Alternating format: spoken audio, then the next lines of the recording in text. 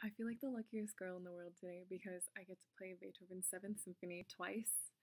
I'm here at the Grand Tetons Music Festival, and we have our opening night tonight.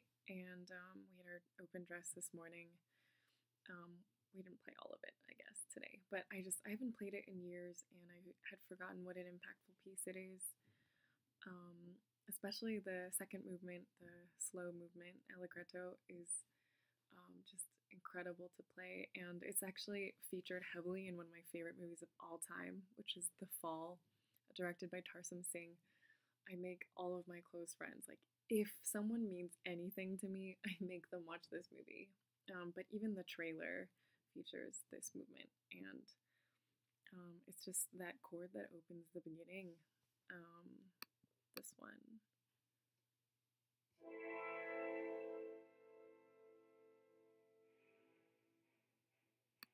It's just stunning for some reason. I always feel like that could just be the beginning of the world or the beginning of some great hunt or myth or allegory. I mean, it's perfect for a movie trailer. But what comes after that ostinato that slowly gets passed around is just so crazy to me. So I'm just going to play a little bit of it.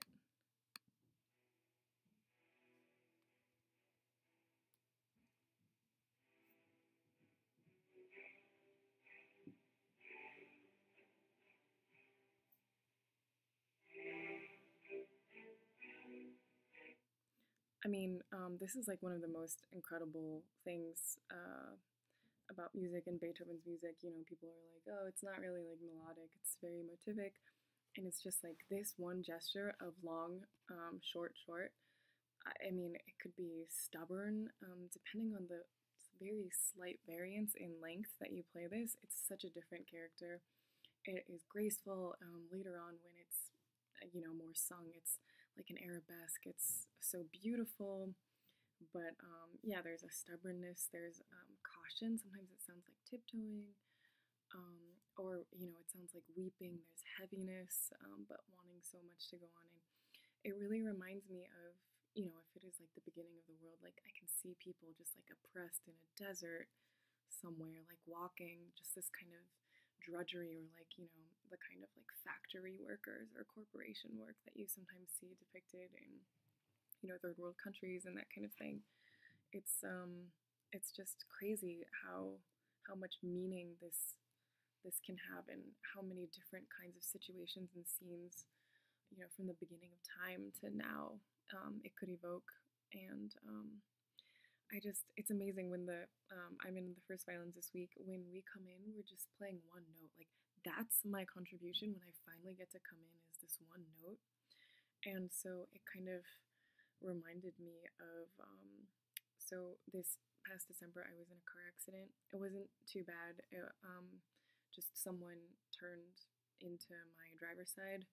So I mean, I was T-boned. I couldn't get out either of the doors, and they had to repair my car for a couple months. But what happened was everything in my car, my entire car moved when someone hit me. But my knees decided not to. So my knees like locked in fear. They were like, no, I don't like this. And so I actually like tore some kind of ligament or whatever. I don't remember the technical term. And that's something I'm still recovering from. And I've been thinking about that a lot. I'm doing a lot of yoga here, and hiking obviously with my knees, and thinking about a lot of things. Also realizing that emotionally there are places also where things have shifted in my life, particularly recently, and I have done a similar thing to my knees. I've hardened in ways that I'm really not sure how I feel about yet. There's a cynicism, a distrust, and yeah, just like a hardness where there used to be. I mean, if you know me, I'm a pretty soft person. So kind of working on that, realizing that, and playing this piece was such a revelation, because I really feel like the opening of this piece just kind of numb, and it slowly gets colored and filled in by all these other voices, and it's magical when it starts to do that. And it's generally one note. It's not the most, you know, incredibly embellished melody, but it's trying, and it wants to be feeling. And so that's like where I am in this kind of numb place that wants to be feeling, that wants to be soft again, I think. And so I'm playing this and I'm like, man, this is my life. And then we get to this part, which is just so crazy because you think that it's cadencing in A minor.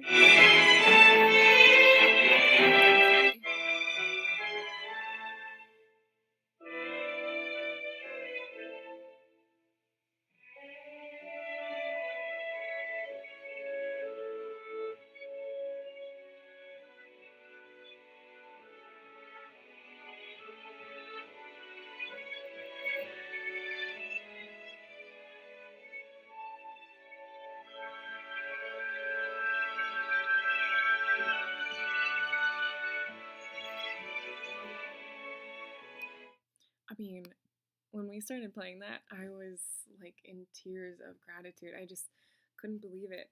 It's just such a Deus Ex Machina moment. It's so beautiful. Just the rigidity of the one motive that we hear before, the dun dun dun. It's just oppressive, even when it's singing and filled out.